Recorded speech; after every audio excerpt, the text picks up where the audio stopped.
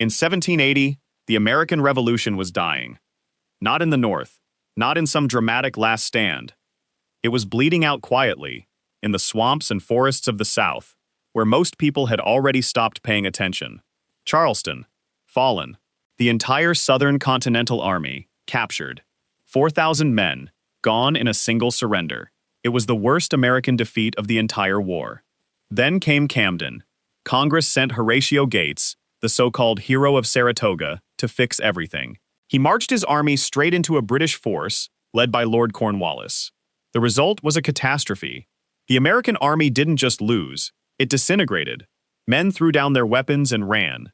Gates himself fled nearly 200 miles on horseback. The South was finished. That was the consensus, not just among the British, among Americans. And then George Washington made a decision that confused almost everyone. He sent a general who had never led an independent command in his life, a man who walked with a limp, a former Quaker who had taught himself military strategy by reading books. His name was Nathanael Greene. And what Greene did over the next 14 months is one of the most extraordinary things in military history.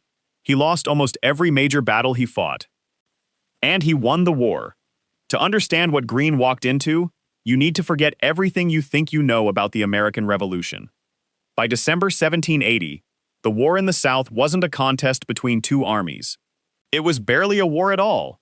What Greene inherited was a collection of roughly 2,000 men. Many of them were starving. Most of them were militia, farmers, and tradesmen who had signed up for a few weeks, not a campaign. They had almost no shoes, almost no blankets. It was winter. Greene's quartermaster reports from those first weeks read like a disaster inventory. He had fewer than 800 men he could actually call trained soldiers. His supply lines were non-existent. Congress wasn't sending money. The states weren't sending reinforcements. And somewhere out there, Lord Cornwallis had an army of professional British regulars, battle-hardened Hessians, and loyalist militia that outnumbered Greene's force significantly. Any other general would have done one of two things: retreat north and wait for help, or march south and hope for a miracle. Greene did neither. He did something that, on the surface, looked insane. Greene split his army. Think about that. He had a force that was already too small to fight the British head-on, and he divided it in half. He sent roughly 600 men, his best troops, his Continental regulars, his sharpest riflemen, west under the command of Brigadier General Daniel Morgan. Greene himself took the rest and moved east, toward Cheraw, South Carolina. His own officers were stunned. This violated every principle of military strategy they had ever learned. You do not split an inferior force in the presence of a superior enemy. It's one of the oldest rules in warfare. If Cornwallis moved against either detachment, he could destroy it before the other half could respond. Greene knew that. He was counting on it. Because Greene understood something that almost no one else grasped yet. He wasn't trying to defeat Cornwallis. He was trying to make Cornwallis choose. If Cornwallis went after Morgan, Greene would sweep behind him and threaten British supply posts across South Carolina.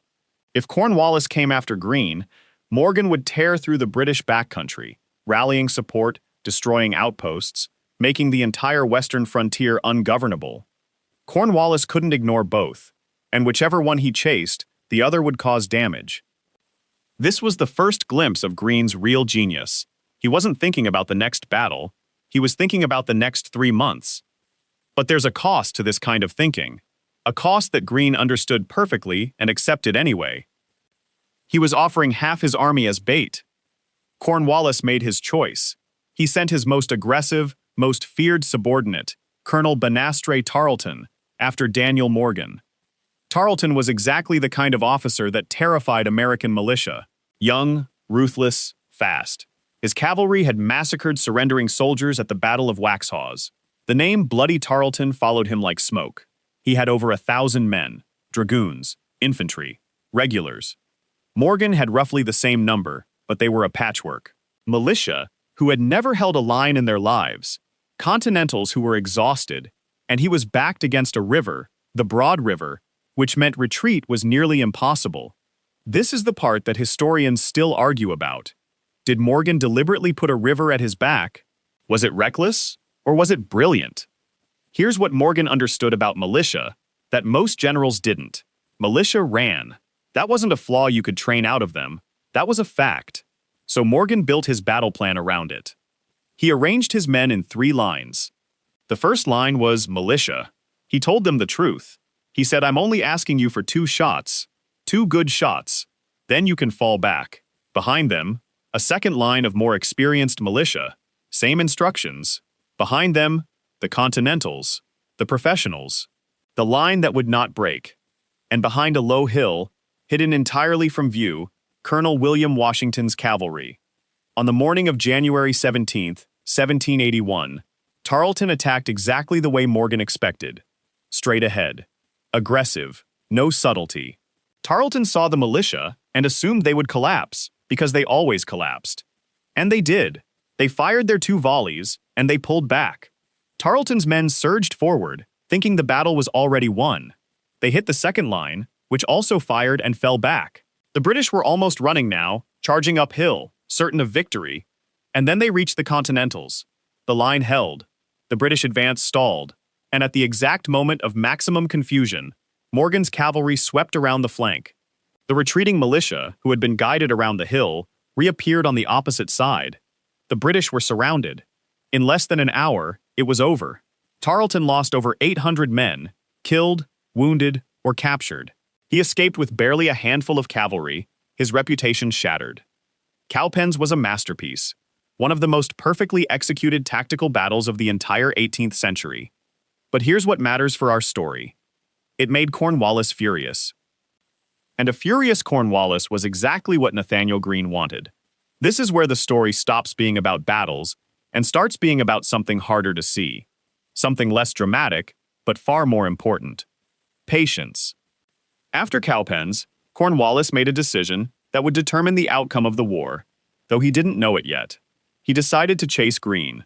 Not just pursue him, destroy him. Cornwallis was so determined to move fast that he burned his own baggage train. His tents, his extra supplies, his wagons. He stripped his army down to the essentials so they could march faster. It was a bold, aggressive move, classic Cornwallis. And Greene ran. He reunited with Morgan's force and headed north, toward Virginia, toward the Dan River. What followed was one of the most extraordinary foot races in military history. 2 armies slogging through winter rain, over roads that were barely roads, across rivers that were rising with every day of rainfall. Greene had planned for this. Weeks earlier, before the campaign had even properly begun, he had sent scouts ahead to map every crossing point on the Dan River. He had arranged for boats to be gathered and hidden on the far bank. While Cornwallis was planning his next battle, Greene was planning his next escape. Day after day, the British closed the gap. Cornwallis's men were miserable, cold, hungry, exhausted, but they were gaining. Greene's rearguard fought a series of sharp, desperate skirmishes to slow them down. Men died in freezing creek beds to buy hours. And then, on February 14, 1781, Greene's army reached the Dan River. The boats were there, exactly where he had arranged them to be, months in advance. The army crossed. Every single man, every wagon, every piece of artillery. When Cornwallis arrived at the riverbank, he found nothing. No boats, no bridges, no way across. He had chased Greene for over 200 miles. He had burned his own supplies to move faster. His army was deep in hostile territory, exhausted, far from any base. And he had caught nothing. This is the moment where you have to start asking yourself the real question of this story. Who was actually winning? Greene wasn't finished running, but he also wasn't only running. Over the next few weeks, he crossed back into North Carolina. Militia reinforcements were arriving, drawn by the news of Cowpens, drawn by the fact that Greene was still alive, still fighting. His army grew, not into a force that could overwhelm Cornwallis, but into something large enough to fight. On March 15, 1781, Greene chose his ground, Guilford Courthouse, North Carolina.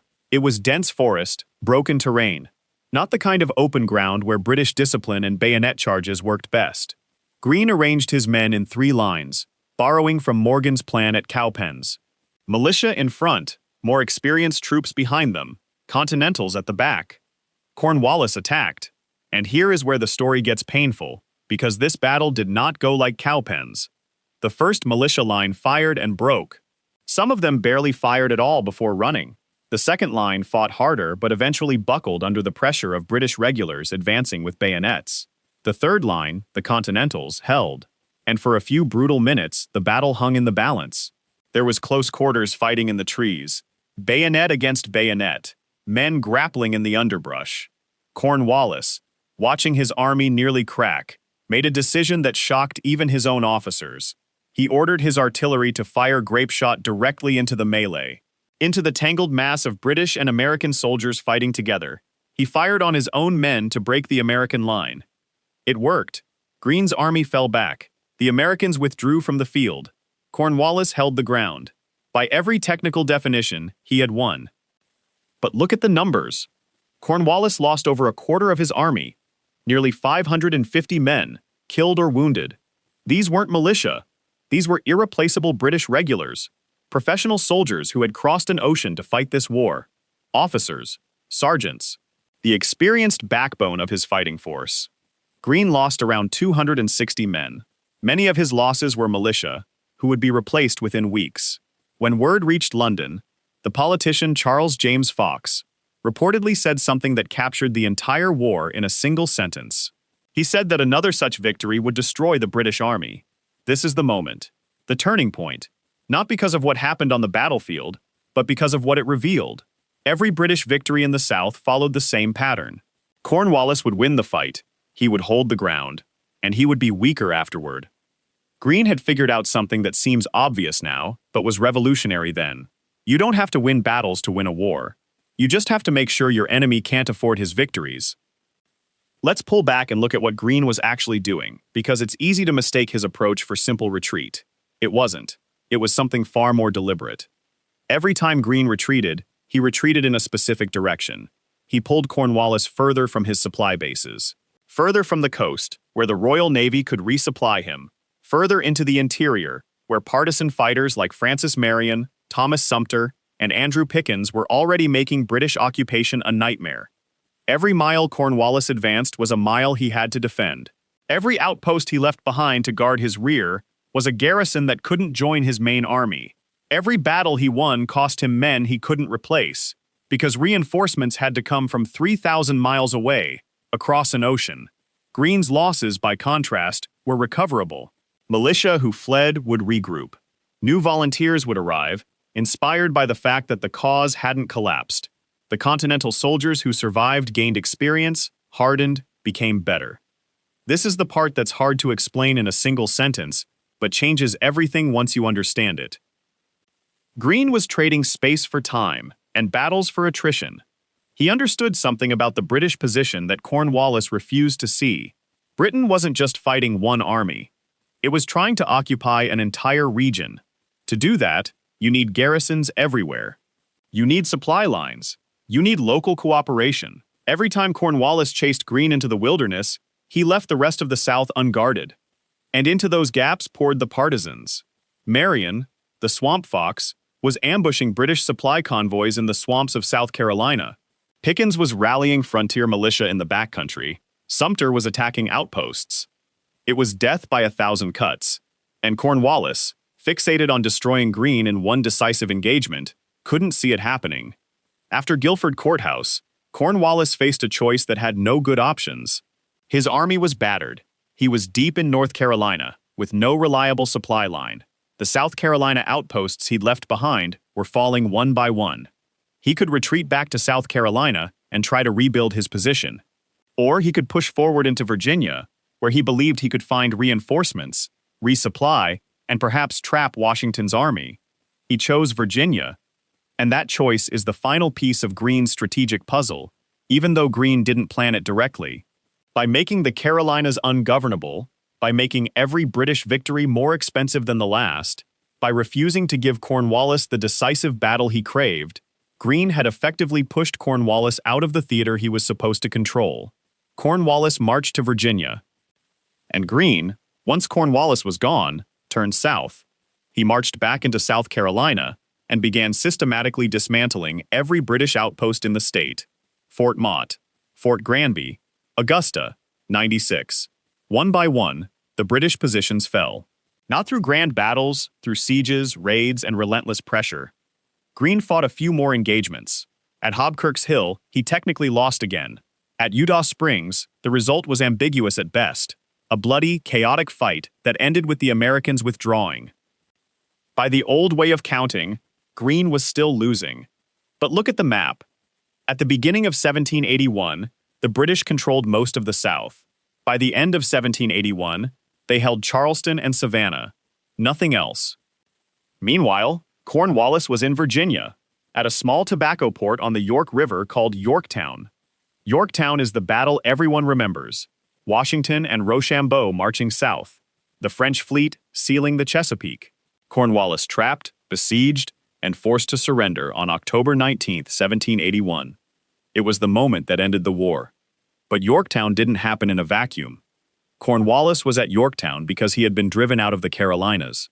He was at Yorktown because his army was depleted from battles that he had technically won. He was at Yorktown because a limping, self-taught Quaker had spent 14 months making sure that every British victory came at a price Britain couldn't pay. Greene wasn't at Yorktown. He was still in the South, still fighting, still reclaiming territory that the British had spent 2 years conquering. He never got the glory of the final surrender. Washington did. Rochambeau did. Lafayette did. But the officers who understood the war, who understood what had actually happened, knew the truth. Henry Lee, who had fought under Greene, wrote years later that Greene's campaign was the most consequential series of decisions in the entire Revolution. Washington himself said that Greene was the man most indispensable to the American cause after himself. And even British officers, looking back, acknowledged that the campaign in the Carolinas had bled their army beyond recovery. Here's what makes this story extraordinary, and why it matters beyond the 18th century. Nathanael Greene rewrote the rules of how a weaker force fights a stronger one. Before Greene, American generals tried to beat the British at their own game. Line up, stand firm, trade volleys, win the field. It didn't work. The British were better at it. They were better trained, better equipped, better led, at the tactical level. Greene understood that the British couldn't be beaten that way, so he stopped trying. He accepted that he would lose battles.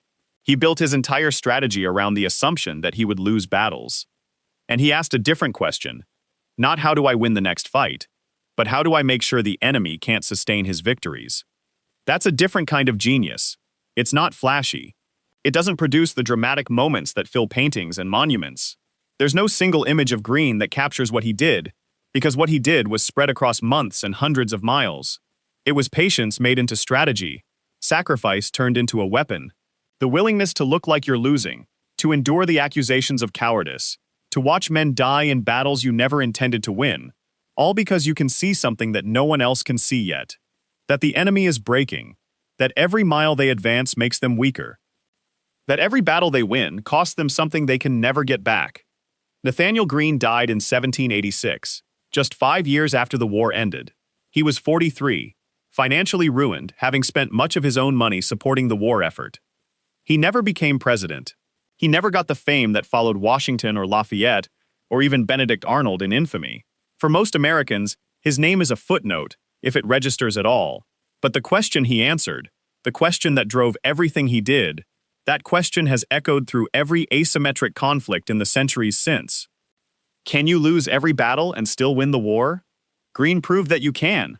Not by being lucky, not by waiting for your enemy would make mistakes, by understanding something fundamental about war and about life. That winning isn't about the next fight. It's about the long game, the willingness to endure what others won't, to sacrifice what others can't, to keep going when every visible sign says you're losing. Because sometimes the scoreboard is lying, and the only person who knows the real score is the one who's patient enough to see how the whole thing ends. Nathanael Greene never won a major battle in the Southern campaign. Within 14 months, the British had lost the South and the war.